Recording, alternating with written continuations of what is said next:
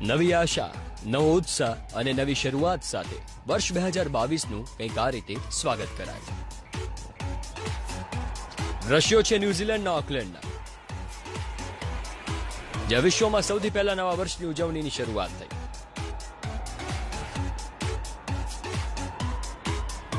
રંગારંગ રોશનીથી ન્યુઝીલેન્ડનું ઓકલેન્ડ શહેર ઝગમગ્યું છે. ઓકલેન્ડના જાણીતા સ્કાય ટાવર પાસે આતશબાજી સાથે નવા વર્ષની ઉજવણી કરવામાં આવી.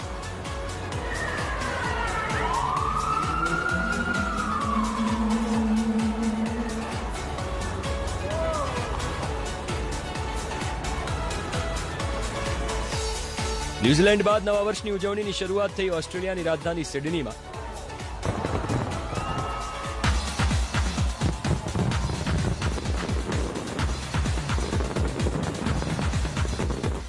ભવ્ય આતશબાજીથી આકાશમાં રંગબેરંગી રંગોળી અને જમીન પર શણગારેલી ઇમારતોથી અદભુત નજારો જોવા મળ્યો.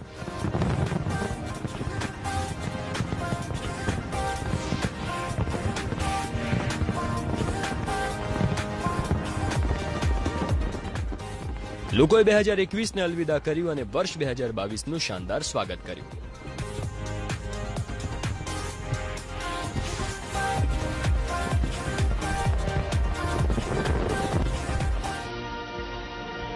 ઓસ્ટ્રેલિયા બાદ નોર્થ કોરિયામાં પણ આવા જ રંગબેરંગી અંદાજમાં નવા વર્ષને આવકાર અપાયો.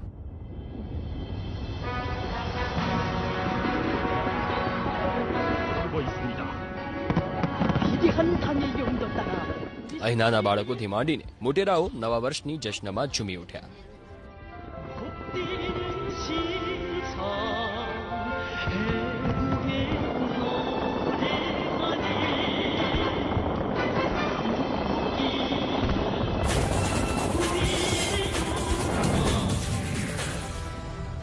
આવતીકાલથી શરૂ થઈ રહ્યું છે નવું વર્ષ. નવા વર્ષની દસ્તક સાથે આવી રહ્યા છે કેટલાક બદલાવ, જેની સીધી અસર આપના ખિસ્સા પર થશે. આપના એટીએમથી લઈને આપના બેંક ટ્રાન્ઝેક્શન સુધી અને કારથી લઈને રેલ યાત્રા સુધી અનેક નિયમો બદલાઈ રહ્યા છે. 1 જાન્યુઆરીથી એટીએમમાંથી પૈસા ઉપાડવા પર 20 રૂપિયાની બદલે 21 રૂપિયા ટ્રાન્ઝેક્શન ચાર્જ લાગશે. 1 જાન્યુઆરીથી સેવિંગ એકાઉન્ટમાં 10,000 રૂપિયાથી વધુ જમા કરાવવા પર ચાર્જ ચૂકવવો પડશે. ઇન્ડિયન પોસ્ટ પેમેન્ટ બેંકના સેવિંગ અને કરંટ એકાઉન્ટમાં ચાર્જ વગર 1 મહિનામાં 10,000 રૂપિયા જમા કરી શકાશે. 1 જાન્યુઆરીથી અનેક કંપનીની કાર મોંઘી થશે, જેમાં Maruti Suzuki, Tata motors, Honda Skoda, Mercedes અને ઓડી શામેલ છે. 1 જાન્યુઆરીથી રેલવે રિઝર્વેશનના નિયમો બદલાશે. જનરલ ડબ્બા પર અનામત ટિકિટ પર યાત્રા કરી શકાશે. તો આ તરફ આવતીકાલથી જૂતા અને હવાઈ ચપ્પલ મોંઘા થશે. નાણામંત્રી નિર્મલા સીતારમણની ઉપસ્થિતિમાં યોજાયેલી જીએસટી કાઉન્સિલની બેઠકમાં ફૂટવેરના સામાન પર ટેક્સ 5થી વધારીને 12% કરવામાં આવ્યો. આ નવો વધારો આવતીકાલથી લાગુ થશે. જોકે રાહતની વાત એ છે કે કપડા પર जीएसटी 5%થી વધારીને 12% કરવાનો નિર્ણય પરત લેવાયો. आइटम वाइज जब और सही भी है, आइटम वाइज सोच विचार करके फैक्ट्स और अध्ययन को सामने रखते हुए डिसीजन लेता है काउंसिल. इसके ऊपर डिसीजन सितंबर में इसी कारण के वर्ष लिया गया है कि इंप्लीमेंट करो 1 जनवरी से. इसको अभी पुनर्विचार करने के लिए कमेटी के हाथों में दोबारा भेजा गया है. यही हुआ है. સૂત્રોનું માની તો આ રાહત અસ્થાયી છે. જીએસટી કાઉન્સિલે બનાવેલી કમિટી કપડા પરના ટેક્સ અંગે પુનઃવિચાર કરીને ફેબ્રુઆરીમાં સરકારને રિપોર્ટ સોંપશે. ત્યારબાદ ફેબ્રુઆરીના અંત અને માર્ચમાં ફરી એકવાર જીએસટીના દરની સમીક્ષા કરાશે.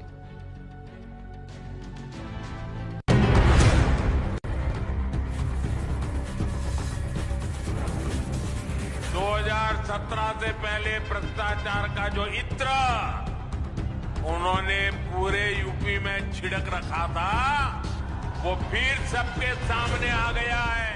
ये भारतीय जनता पार्टी के लोग नफरत की दुर्गंध फैलाने वाले ये सौहार्द की सुगंध को कैसे पसंद करेंगे?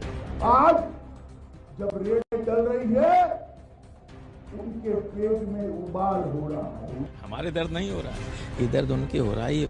ઉત્તર પ્રદેશનું કન્નૌજ, કાનપુર, હાથરસ અને મહારાષ્ટ્રનું મુંબઈ.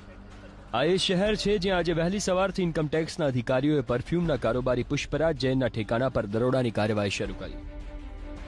આ જ પુષ્પરાજ જૈન છે જેમના સમાજવાદી પરફ્યુમને પાછલા મહિને જ સમાજવાદી પાર્ટીના અધ્યક્ષ અખિલેશ યાદવે લોન્ચ કર્યું હતું. પુષ્પરાજ જૈન ન માત્ર કન્નોજનો મોટો વેપારી છે પણ સમાજવાદી પાર્ટીનો એમએલસી પણ છે. પોતાની પાર્ટીના સભ્યને ત્યાં દરોડાથી સમાજવાદી પાર્ટી નારાજ છે. રેડ દરમિયાન કન્નોજમાં જ હાજર અખિલેશ યાદવે આરોપ લગાવ્યો કે ભાજપ પોતાની ખીચ કાઢવા ઇન્કમટેક્સનો સહારો લે છે.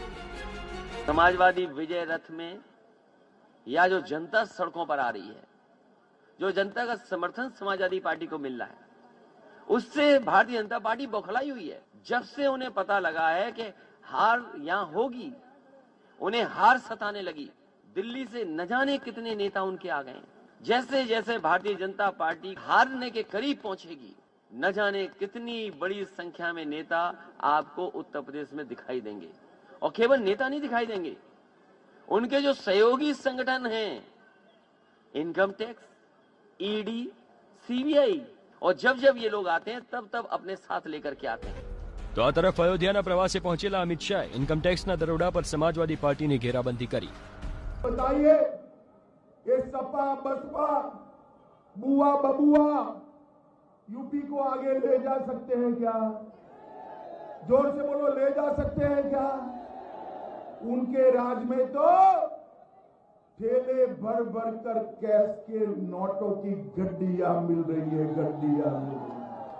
आज जब रेडें डल रही है, उनके पेट में उबाल हो रहा है, उबाल हो रहा है. मित्रों, आपको तकलीफ है? ये काले धन वालों के यहाँ रेड पड़े, इसमें आपको तकलीफ है? मोदी जी ने रेड डालनी चाहिए नहीं डालनी चाहिए? भाई अखिलेश, आपको क्या तकलीफ? દરોડા પર રાજનીતિ વચ્ચે એક મોટો ખુલાસો થયો. સૂત્રોનું માનીએ તો આયકર વિભાગને પુષ્પરાજ જૈને ત્યાં દરોડા દરમિયાન અંદાજે 100 કરોડના બોગસ શેરની જાણકારી મળી. આયકર વિભાગને પુષ્પરાજ પર હવાલા કારોબારની પણ આશંકા છે.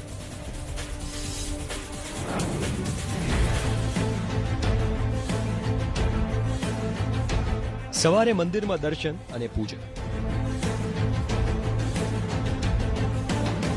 योगी जी को फिर से मुख्यमंत्री बनाओगे क्या? मोदी जी के हाथ मजबूत करोगे क्या?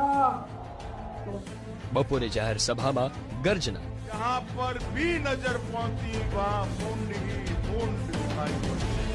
અને સાંજે ભવ્ય રોડ શો. ઉત્તર પ્રદેશ વિધાનસભાની ચૂંટણીની ભલે હજુ તારીખ જાહેર ના થઈ હોય, પણ રાજનીતિના ચાણક્ય મનાતા અમિત શાહ આજે અસલ રંગમાં જોવા મળ્યા. અયોધ્યા પહોંચેલા અમિત શાહે સૌથી પહેલા હનુમાનગઢીમાં દર્શન અને પૂજા અર્ચના કરી. ત્યારબાદ તેમણે સંત નિત્ય ગોપાલદાસ સાથે મુલાકાત કરી. અયોધ્યામાં ચૂંટણી સભા સંબોધતા પહેલા રામ મંદિર નિર્માણ સમિતિના અધિકારીઓ સાથે અમિત શાહે મંદિરના નિર્માણના સ્થળની મુલાકાત કરી અને મંદિરના નિર્માણના તૈયારી અંગે માહિતી મેળવી. અમિત શાહે દિવસ દરમિયાન અયોધ્યા અને સંત કબીર નગરમાં રેલી યોજી. જે રામ મંદિરના નિર્માણનો મુદ્દો ઉછાળીને સપાથી માંડીને કોંગ્રેસને આડે હાથ લીધી. ये अखिलेश यादव जैसे लोग, समाजवादी पार्टी के लोग, जिन्होंने कार सेवकों पर डंडे बरसाए, गोलियां बरसाई, कार सेवकों के मृतदेह को सरयू में बहा दिया. वो पूछते थे, ताना लगाते थे, मंदिर वहीं बनाएंगे, तिथि नहीं बताएंगे. अखिलेश बाबू, दम है तो रोक लो, रोक लो. मोदी जी ने 5 अगस्त 2020 को वहां पर भूमि पूजन कर मंदिर का शिलान्यास करने का काम समाप्त कर दिया है. મોડી સાંજે અમિત શાહે કુતુબખાના ચોકથી પટેલ ચોક સુધી ભવ્ય રોડ શો યોજ્યો, જેમાં મોટી સંખ્યામાં લોકો ઉમટી પડ્યા.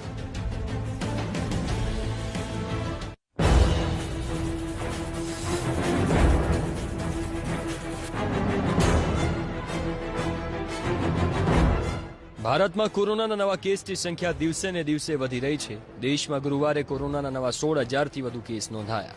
પાછલા કેટલાક દિવસના આંકડા પર નજર કરીએ તો સમજાશે કે દેશમાં નવા કેસનો ગ્રાફ કઈ રીતે વધી રહ્યો છે. 27 ડિસેમ્બરે 6,358 કેસ આવ્યા હતા. 28 ડિસેમ્બરે વધીને 9,195 થયા. 29 ડિસેમ્બરે 13,154 નવા કેસ નોંધાયા અને આજે નવા કેસનો આંક 16,764 પર પહોંચ્યો. સૌથી ખરાબ સ્થિતિ મહારાષ્ટ્રની છે. મહારાષ્ટ્રમાં આજે 8,067 કેસ નોંધાયા, જ્યારે એકલા મુંબઈમાં 5,428 કેસ નોંધાયા. કોરોનાની સાથે ઓમિક્રોનના નવા વેરિયન્ટે મુંબઈના લોકોની પરેશાની વધારી. હાલ મહારાષ્ટ્રમાં ઓમિક્રોનના સૌથી વધુ 450 કેસ છે, જેમાંથી 125 સાજા થયા છે. મુંબઈમાં ઓમિક્રોનનું સંક્રમણ કોમ્યુનિટી ટ્રાન્સફરના સ્તર પર પહોંચ્યું.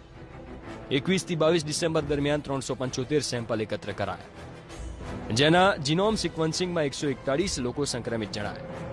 આમાંથી એક પણ વ્યક્તિની ટ્રાવેલ હિસ્ટ્રી નહોતી. ये जो नंबर ऑफ केसेस जिस तरीके से आ रहे हैं, अगर ये लगातार इस 1-2 हफ्ते तक शुरू रहेंगे तो हम ऐसा कह सकते हैं कि थर्ड वेव आ चुका है. अभी ऐसा लग रहा है कि third wave is close because cases definitely बढ़ चुके हैं. હાલ મુંબઈનો પોઝિટિવિટી રેટ 10%થી વધુ છે. 88 ઇમારતોને સીલ કરાઈ. આ ઉપરાંત 4 કન્ટેનમેન્ટ ઝોન તૈયાર કરાયા.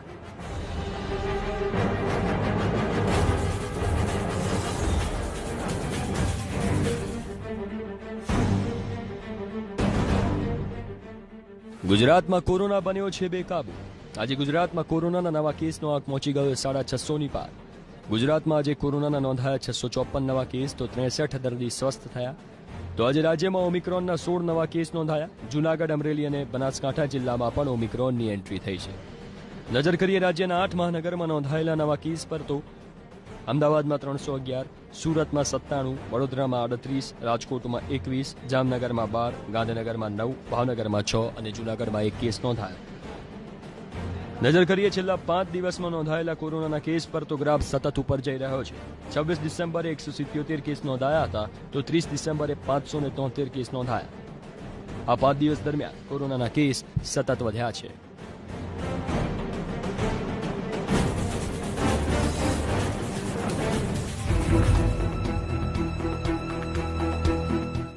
જોશ જોશમાં ખોઈ ના બેસતા હોશ.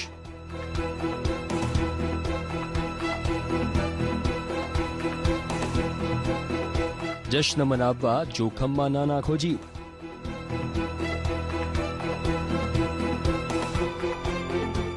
કારણ કે જાન હૈ તો જહાન હૈ.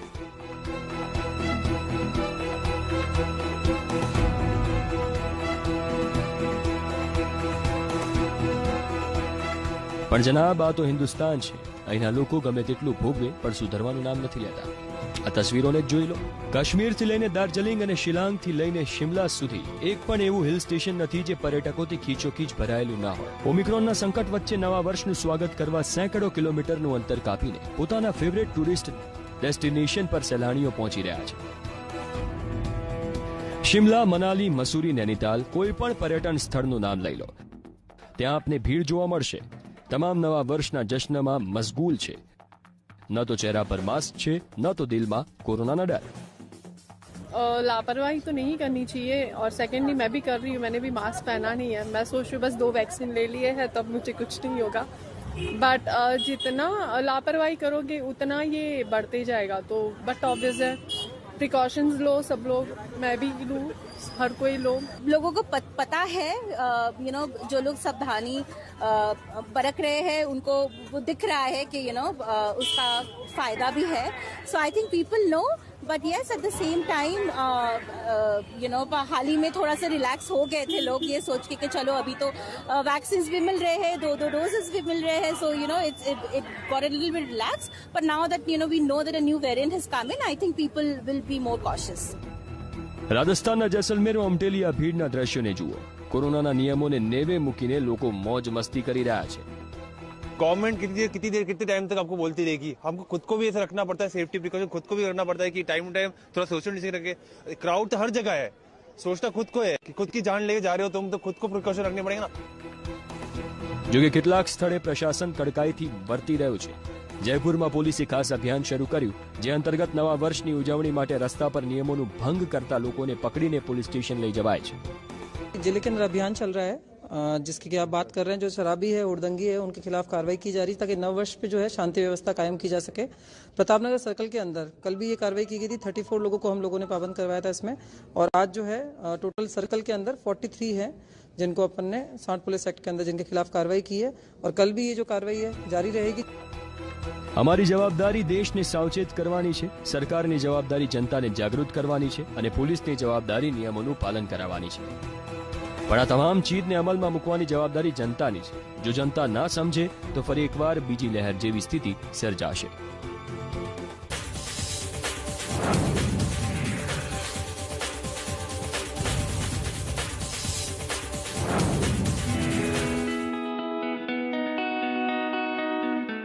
એક જાન્યુઆરીથી મોબાઈલ ઇન્ટરનેટ યુઝર્સ માટે ખુશ ખબર.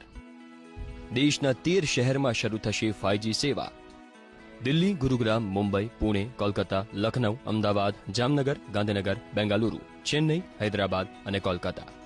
5Gના આવ્યા બાદ દેશમાં ટેલિકોમ ક્ષેત્રે મોટો બદલાવ આવશે.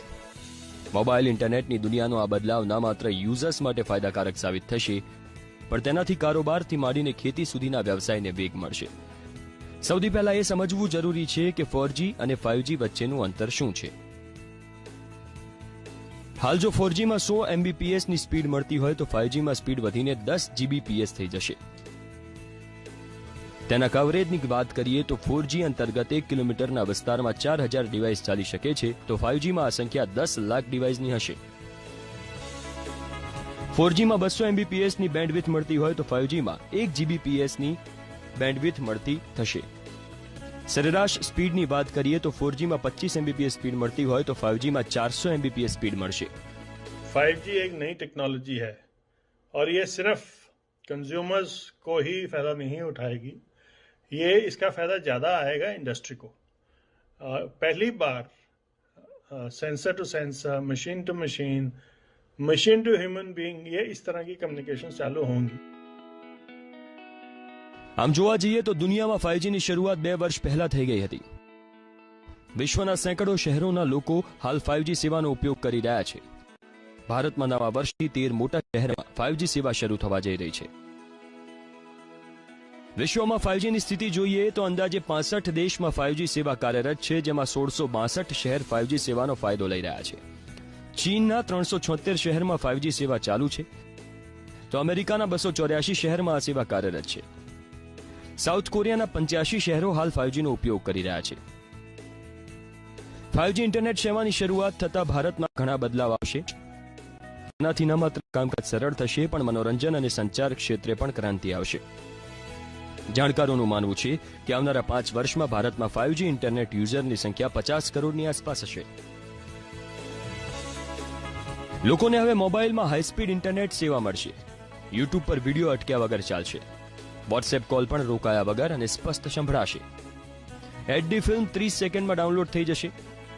ડ્રાઈવરલેસ મેટ્રોને ઓપરેટ કરવામાં સરળતા મળશે. ખેતીની દેખરેખ માટે ડ્રોનનો ઉપયોગ કરી શકાશે. ફેક્ટરીમાં રોબોટનો ઉપયોગ સરળતાથી થઈ શકશે. टेक्निकल तौर पर स्पीड्स बढ़ जाएंगी, डाउनलोड स्पीड्स बढ़ जाएंगी. एक बहुत अच्छा एक्सपीरियंस आएगा 5G का हमारे सब्सक्राइबर्स को, और उम्मीद हम ये करते हैं कि ये एक बहुत ही अफोर्डेबल रेट पे लॉन्च हो. સ્વાભાવિક છે કે જે રીતે 4G આવ્યા બાદ ઇન્ટરનેટ ક્ષેત્રે મોટા પરિવર્તન આવ્યા, તેવી જ રીતે 5G આવ્યા બાદ આ બદલાવને વેગ મળશે. જે કારોબાર ઇન્ટરનેટ પર આધારિત છે તેનો વ્યાપ વધશે, સાથે જ નવી ટેકનોલોજીની ખોજ થશે, જેનો સીધો ફાયદો સામાન્ય જનતાને થશે. જો કે આ નવી ટેકનોલોજીની કિંમત અંગે હજુ સુધી કોઈ સત્તાવાર જાણકારી સામે નથી આવી. એવી આશા છે કે 4Gમાં જેવી રીતે સસ્તો ડેટા મળી રહ્યો છે, એવી જ રીતે 5Gમાં પણ સસ્તો ડેટા મળી શકે.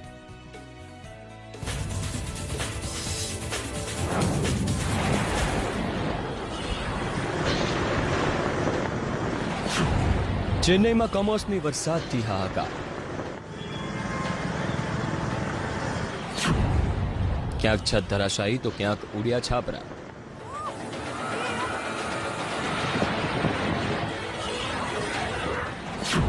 ભારે વરસાદે લીધો 3 લોકોનો ભોગ.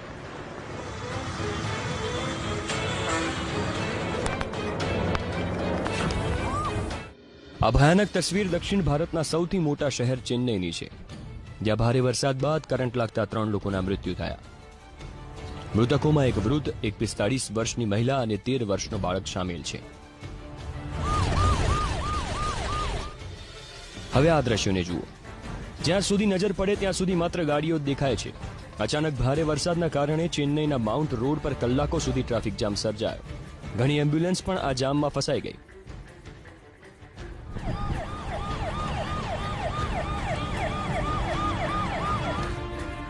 હવે આ બંને તસવીરોને જુઓ. પહેલી તસવીર અન્ના નાગોટા વિસ્તારના VR મોલની છે, જ્યાં મોલની છતનો ભાગ હવામાં ઉડી રહ્યો છે. બીજી તસવીરમાં મોલ પર રાખેલા છાપરા ઉડતા જોવા મળે છે. તસવીરો પરથી અંદાજો લગાવી શકાય છે કે ભારે પવન સાથે પડેલા વરસાદ સમયે કેવો ભયાવહ માહોલ હશે.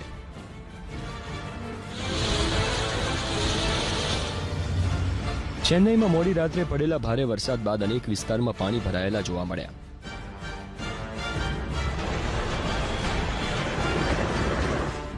ભારે વરસાદ વચ્ચે ચેમ્બ્રામબક્કમ ડેમમાંથી 1000 ક્યુસેક પાણી છોડવામાં આવ્યું, જેના કારણે ચેન્નઈ અને આસપાસના વિસ્તારમાં રેડ એલર્ટ જાહેર કરાયું. આ દ્રશ્યો ચેન્નઈ શહેરના છે, જ્યાં આજે વરસાદે તો વિરામ લીધો, પણ ચારે બાજુ વરસાદી પાણી ભરાયેલા જોવા મળ્યા. મુખ્ય રસ્તાઓથી માંડીને નીચાણવાળા વિસ્તારમાં ગોઠણસમા પાણી ભરાયેલા જોવા મળ્યા, જેના કારણે ઘણા સ્થળે વાહનો બંધ થઈ ગયા. તમિલનાડુના મુખ્યમંત્રી M.K. સ્ટાલિને ચેન્નઈના પ્રભાવિત વિસ્તારની મુલાકાત લીધી અને લોકોને બનતી તમામ મદદ કરવાની ખાતરી આપી.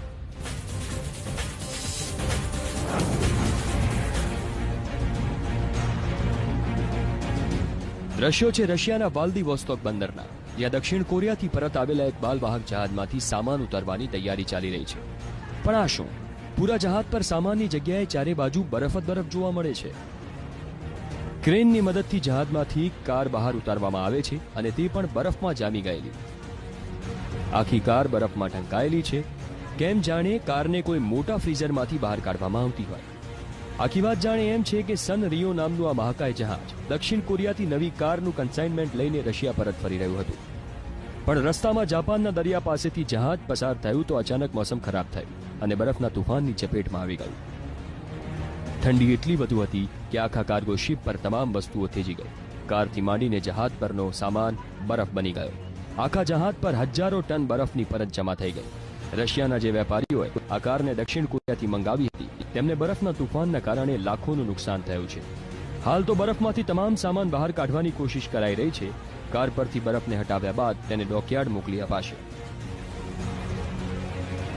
તો રશિયાથી જ આવેલી આ રસપ્રદ તસવીરોને જુઓ. રિમ્બિંગ્સ શહેરમાં નવા વર્ષના સ્વાગત માટે સાન્તાક્લોઝ જેવી એક મહાકાય મૂર્તિ બનાવાઈ અને તે પણ બરફમાંથી. આ મૂર્તિની ઊંચાઈ 6 મીટર છે અને તૈયાર કરાવવા માટે 1 સપ્તાહનો સમય લાગ્યો. સ્થાનિક ભાષામાં આને ડેડ મોર્જો કહેવાય છે. રશિયાના રિમ્બિંગ્સ શહેરમાં વર્ષોથી નવા વર્ષના સ્વાગત માટે ડેડ મોર્જો એટલે કે ફાધર પ્રોસ્ટની મૂર્તિ બનાવવાની પરંપરા છે. 1 જાન્યુઆરીએ આ મૂર્તિની આસપાસ એકઠા થઈને લોકો નવા વર્ષનું સ્વાગત કરે છે. પણ આ વર્ષે ઓમિક્રોનના ખતરાને કારણે ઉજવણીના રંગમાં ભંગ પડ્યો. રશિયામાં બરફવર્ષા વચ્ચે લોકો આઈસ હોકીની મજા માણી રહ્યા છે. સફેદ અને લાલ રંગની જર્સી પહેરીને આઈસ હોકી રમતા બીજા કોઈ નહીં પણ રશિયાના રાષ્ટ્રપતિ વ્લાદિમીર પુતિન, જેઓ બરફવર્ષાના માહોલ વચ્ચે હોકીની મજા માણવા માટે ખેલાડીઓની વચ્ચે પહોંચ્યા હતા. વાત ઉત્તર ભારતની કરીએ તો ઉત્તરાખંડમાં પાછલા ઘણા દિવસોથી બરફવર્ષા પડી રહી છે. દ્રશ્યો ચમોલીના છે, જ્યાં સતત બરફવર્ષા બાદ આજે હળવો તડકો નીકળ્યો તો અત્યંત ખૂબસૂરત નજારો જોવા મળ્યો. બરફથી ઢંકાયેલા પહાડોનો આ નજારો જોઈને અંદાજો લગાવી શકાય છે કે અહીં કેટલી બરફવર્ષા થઈ હશે. હાલ બરફવર્ષા તો રોકાઈ છે, પણ તાપમાન -2 ડિગ્રી સુધી પહોંચી ગયું. શિયાળાના માહોલ વચ્ચે હિમાચલ પ્રદેશના ધર્મશાળામાં અત્યંત સુંદર નજારો જોવા મળ્યો. અહીં આવેલા પોંગ ડેમમાં 70,000 પક્ષીએ ધામા નાખ્યા. અલગ અલગ દેશથી આવેલા હજારો વિદેશી પક્ષીઓ હાલ આકર્ષણનું કેન્દ્ર બન્યા. जब ये माइग्रेटरी बर्ड्स का दौर शुरू हो जाता है तो उस समय जो है वो हर 15 दिन के बाद, जिसको हम फोर्टनाइटली रिटर्न कहते हैं या काउंटिंग कहते हैं, वो हमारे पास भी आती है और वो काउंट करके हमें डिटेल देते हैं. तो अभी तक जो है वो काफ़ी संख्या में प्रवासी पक्षी जो है वो आ चुके हैं. और अगर मैं पिछला जो 15 की डेट तक का सेंसस था उसके रिकॉर्ड के हिसाब से आपके साथ बात करूं तो બધા અમારા જ હતા. આપણે કેમ પેલા બસમાં બેસતા તો રૂમાલ મૂકીને જગ્યા કરી દેતા હતા અને અમે એમાં જગ્યા રાખી મૂકી છે. બધા જ લોકો ઈચ્છતા હોય છે કે કોઈ ચૂંટાયેલી વ્યક્તિ અથવા તો ભવિષ્યમાં ચૂંટાઈ શકે એવી વ્યક્તિ કોઈ હોય તો એ ચોક્કસપણે પાર્ટીમાં આવે.